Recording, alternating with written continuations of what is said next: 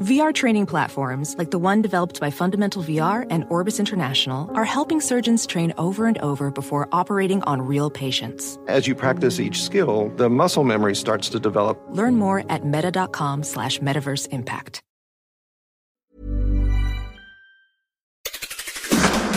7 things you don't really need to know, but probably should. I'm Ciara Ryven, and this is the Sunday 7. On this week's edition of the award-winning Sunday 7, we hear good news about an allergy breakthrough, find out why Google is being sued again, learn about the car you can drive with just your eyes and AI, and hear a big noise from a small fish. But first, on this day in 1968, Denton Cooley performed the first successful US heart transplant on a patient called Everett Thomas. His heart had been damaged by rheumatic heart disease and he received a heart donation from a 15-year-old girl. The patient lived for 204 days after the transplant.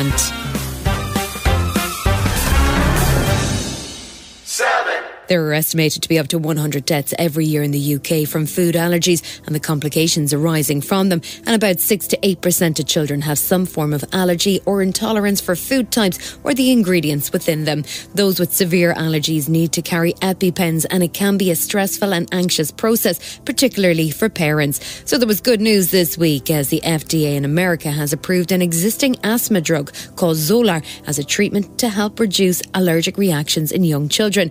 The drug, also known as omalizumab, has been issued since 2003 to treat severe asthma, as Dr. Roger Friedman, a clinical professor of internal medicine and pediatrics at the Ohio State University College of Medicine, explains. Now it's finally approved for the use of patients 1 year and above, so it really goes down to very low ages.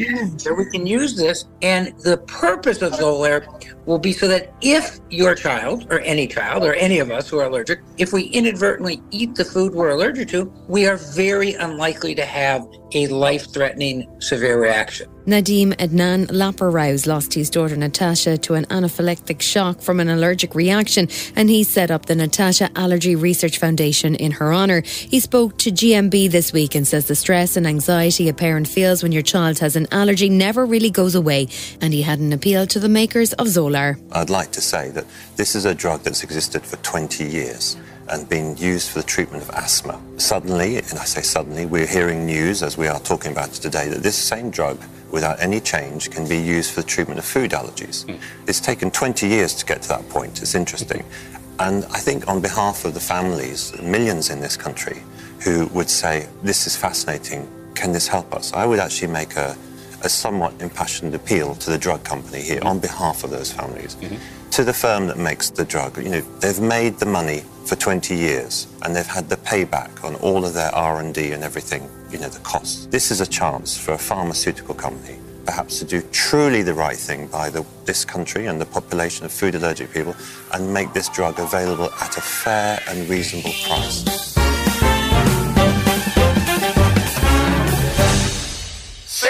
It's that time of the week when we check in with our Smart 7 tech guru, Will Guyatt, and this week we've got 3 very different stories to look at. First off, Will, we're leaving the cloud and heading back to actual physical media.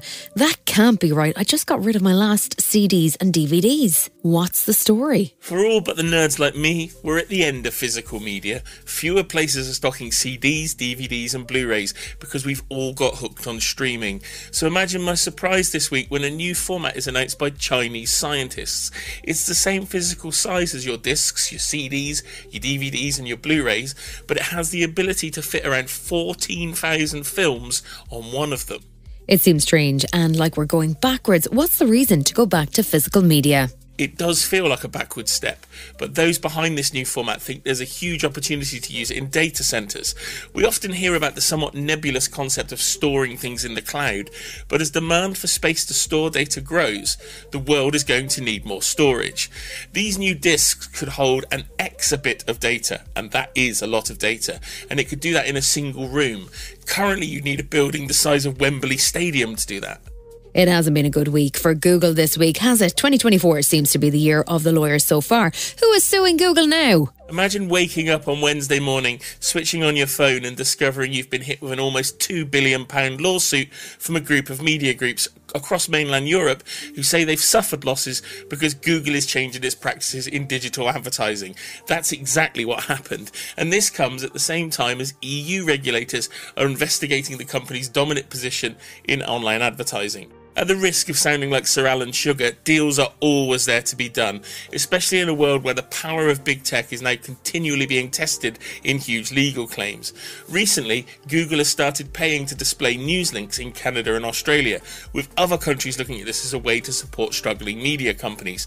But in this legal case, lawyers say that media companies would have got significantly higher revenues from advertising on their sites and would have paid less for the ad tech services, the stuff that makes it happen, and that more of this money would have been invested into strengthening media across Europe rather than working with Google. As you expect, Google have said that this lawsuit is speculative and opportunistic, and that work continues constructively with publishers across Europe. And finally, it seems like we're not getting an Apple electric car. I was really hoping for an iCar to go with my iPhone and iPad. What went wrong? For the first time ever, I've actually made more money from an Apple product than Apple ever will, given that they're saying this is never going to be released and it's cost them billions of dollars. So they've decided to switch their focus from creating this electric vehicle into the world of generative AI, ChatGPT, all of those kind of programs and services that we've been hearing about. Now, they never officially announced this electric car, but Bloomberg and other really big heavyweight media business titles have been talking about it this week. So they had over 2,000 people working on this self-driving car, apparently. But the reality is, a tech company as big as Apple always has tons of top secret projects on the go at any time as it looks towards its future. It's going to keep developing not just the iPhone, it's going to want to create new products too. So it was suggested they spent billions on this before they decided to cancel it. And of course, some media outlets have now been suggesting this meant the concept of the electric car is finished. I don't believe that at all. But others have also attempted to become players in this game, and they've exited before an official announcement too. I mean, who remembers Dyson even had a crack at trying to make the electric car too? Still to come on the Sunday 7, there's more warnings on climate change from John Kerry, and we catch up on the car you can drive with your eyes and AI.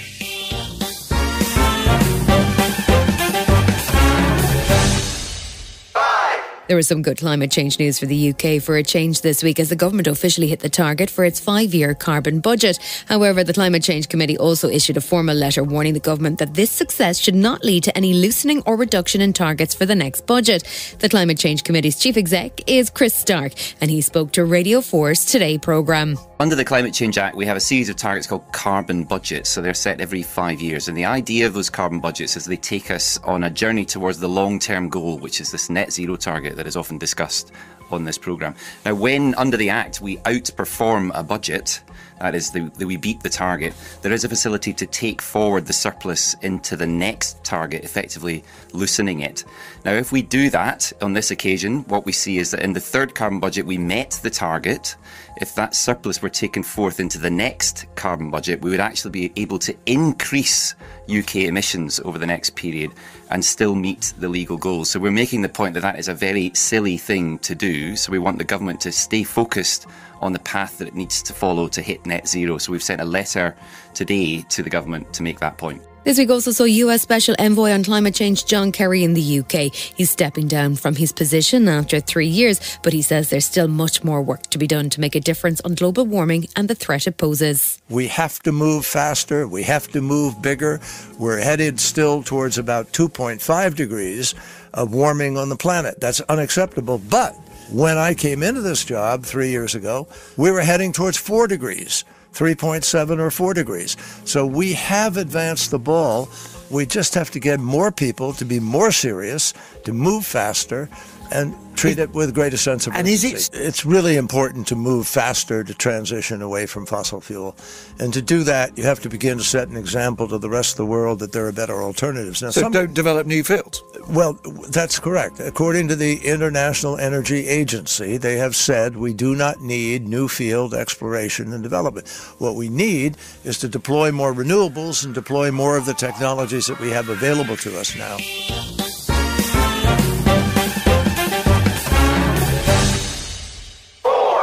You may may have seen the Hyundai Super Bowl ad, which featured an all-star cast including Captain America, Chris Evans, demonstrating a new self-parking model. But self-parking is only the beginning on what car manufacturers are attempting in China. There's a new model of car that you can drive using just your eyes and their AI. Chinese firm Honor has developed a prototype which lets you use your phone, and simply by looking at the controls, you can move the car. YouTuber C. Scott Brown got to try it out. You can drive this car with your eyes. If that sounds crazy, it's not. You're looking at a phone, and the phone is doing eye-tracking movements. And as you stare at controls for the car, you can turn the car on, turn it off, or even move it forward or backward 10 meters.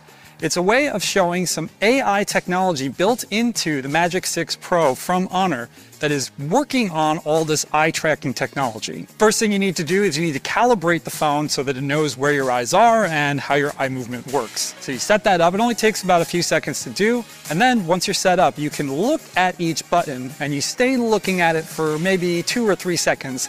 And that's all it takes to activate it. As with any technology like this, the more times you use it, the better it gets. And that's thanks to the AI inside the phone. Because you can keep doing these types of movements and it can keep tracking all of your eye movements, and then it can get better at making sure that the next time you look at the phone to control something, it's better than the last time. If you're concerned about privacy, the way Honor explained it to us, it sounds a lot like the way that you set up for your fingerprint sensor on your phone. In other words, the eye tracking data that it's getting is only staying on the device itself and not going off in the cloud somewhere, so you don't have to worry about that kind of security breach.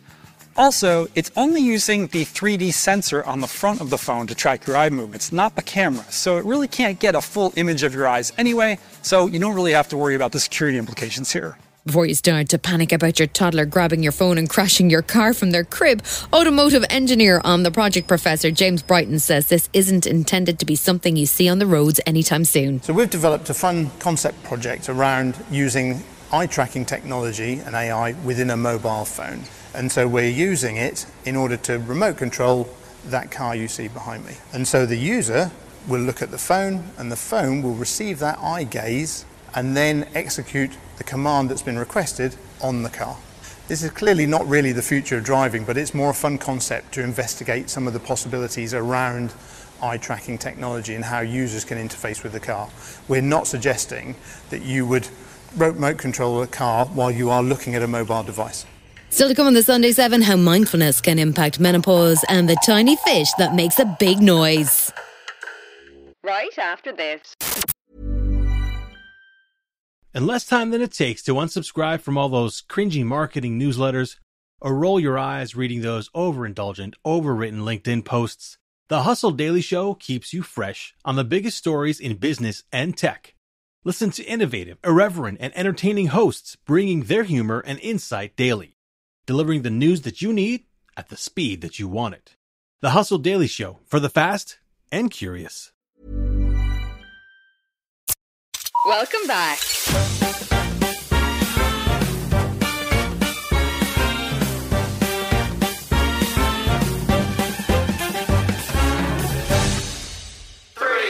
We've heard of RoboCop and we've all seen those slightly alarming Boston Dynamic robot dogs. But San Francisco's police department is now considering adding drones to their crime-fighting toolkit. San Francisco has been struggling with a wave of crime and homelessness, and Mayor London Breed says it's time to step up the role that technology plays in crime prevention. Well, I'm excited about drones because when you call 911, you want somebody right there. And drones give us the ability to get there faster than anything else so that we get eyes on the situation. So I get that people are concerned about privacy rights and other things, and technology is all around us. San Francisco is the artificial intelligence capital of the world. I mean, we have the top 8 of the top 20 companies in the world right here in San Francisco. So it's coming whether we want it to or not. This plan will involve the use of drones along with cameras and potentially facial recognition technology and AI. There's currently a ban on using facial recognition technology because of privacy issues and the fact that the technology has a poor track record, particularly when it comes to ethnic minorities. Matt Kegel is a senior staff attorney at the American Civil Liberties Union of Northern California and says it's a cynical use of headlines to give more power to the police. They're exploiting the legitimate fears that the community has about public safety issues, and they're using it to grab power and hand more unilateral authority to the police department. We think it's a really misguided approach. It's about politics and not public safety.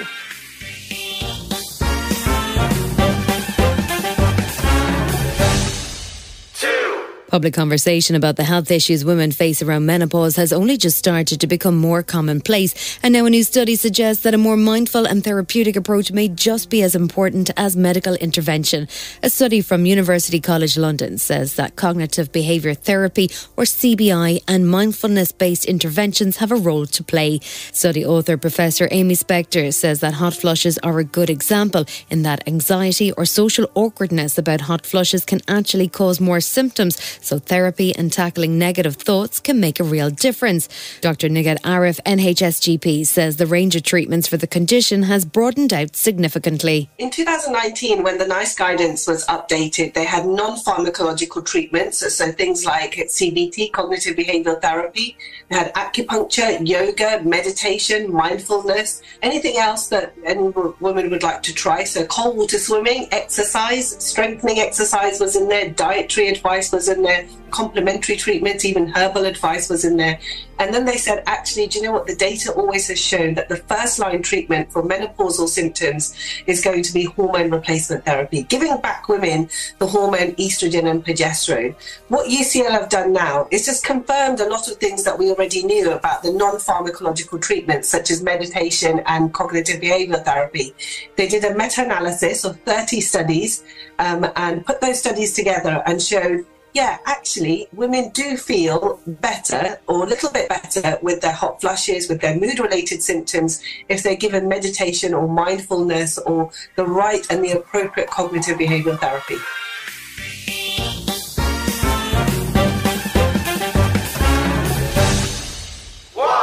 Fish are not immediately creatures that we think of as being noisy, but scientists in Berlin have made a discovery that may startle you. A tiny fish known as the Danionella cerebrum apparently makes a big noise. The fish are only the width of a fingernail, but they can generate sounds of up to 140 decibels. Scientists at Charite University in Berlin were surprised, and Verity Cooke explains how the fish does it. Fish make sounds using two main mechanisms. Either using the swim bladder, which is the sac of gas that used to control how high they are in the water column. And with these fish, there's a specialized muscle that sits just in front of the swim bladder. And inside the muscle, there's a rib and a piece of cartilage. And these different components interact and build up tension as the muscle contracts. And then when tension is released, this piece of cartilage strikes the swim bladder very rapidly, like hitting a drum. And then this happens at 60 hertz or 120 hertz. And then, the swim bladder vibrates and creates this really loud sound that you hear. So, we have lots of fish in the lab, and then, just walking past, you can hear them making these sounds. They're so loud. But the way I investigated how they make the sounds is I put them in a tank with a very high-speed video camera. So we recorded the fish at like 8,000 frames per second. And because they're transparent, you can see inside their bodies and see what's moving while they're making sounds. So if you have a fish by itself, then it doesn't make any sounds, only when they're with other fish. So we're quite sure that it's a communication signal. And then when you have males with other males in the tank, they make sounds, and males with females. So we assume that either the sounds are made for male-male aggressive encounters or like male-female courtship. So are you ready to hear what it sounds like?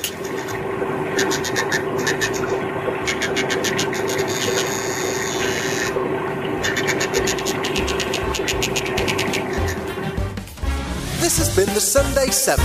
Wherever you're listening, do us a favour and hit the follow button. We'll be back tomorrow at 7 a.m. with the regular Smart 7. Have a great rest of your weekend. Written, produced and published by Daft Doris. Selling a little or a lot? Shopify helps you do your thing however you cha-ching. Shopify is the global commerce platform that helps you sell at every stage of your business. From the launch your online shop stage to the first real-life store stage, all the way to the did we just hit a million orders stage. Shopify is there to help you grow. Shopify helps you turn browsers into buyers with the internet's best converting checkout. 36% better on average compared to other leading commerce platforms. Because businesses that grow, grow with Shopify. Get a $1 per month trial period at shopify.com/work. Shopify.com/work.